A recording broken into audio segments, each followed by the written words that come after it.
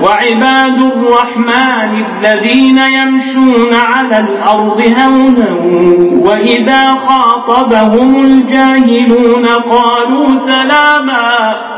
والذين يبيتون لربهم سجدا وقياما والذين يقولون ربنا اصرف عنا عذاب جهنم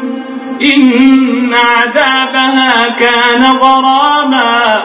إنها ساءت مستقرا ومقاما والذين إذا أنفقوا لم يسرفوا ولم يقتروا وكان بين ذلك قواما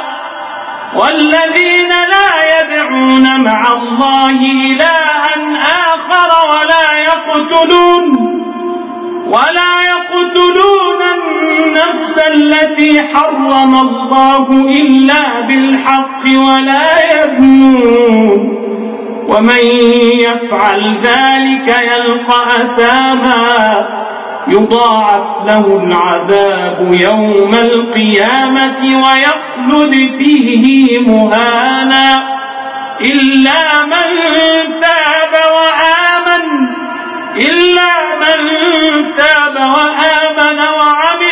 عملا صالحا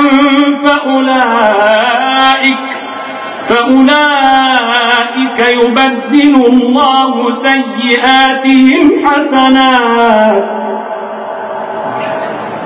وكان الله غفورا رحيما ومن تاب وعمل صالحا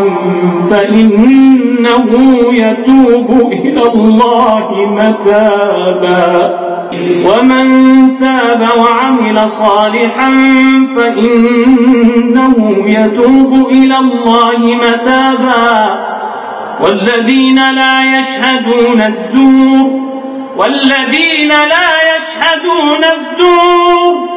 والذين لا يشهدون الزور وإذا مروا باللغو مروا كراما والذين إذا ذكروا بآيات ربهم لم يخروا عليها صما وعميانا والذين يقولون ربنا هب لنا من أزواجنا وذرياتنا قرة أعين واجعلنا للمتقين إماما أولئك يجزون الغرفة بما صبروا ويلقون فيها تحية وسلاما خالدين فيها حسنت مستقرا ومقاما